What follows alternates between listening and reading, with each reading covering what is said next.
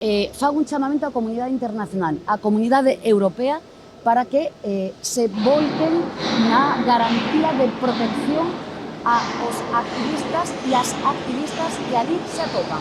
Estamos vivindo un xenocidio. O réximen de Netanyahu é criminal. Pesa sobre Netanyahu unha orde de detección por crímenes de guerra. É gravísimo.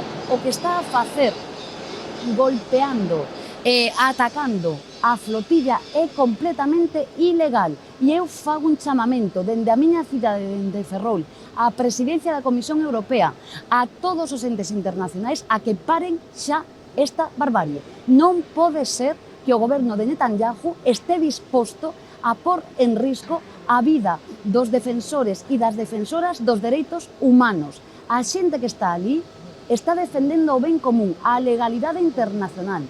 E é grave que teñamos que desplazar dende varios gobernos europeos, efectivamente, buques de protección ante a violación manifesta da legalidade internacional por parte do goberno Netanyahu.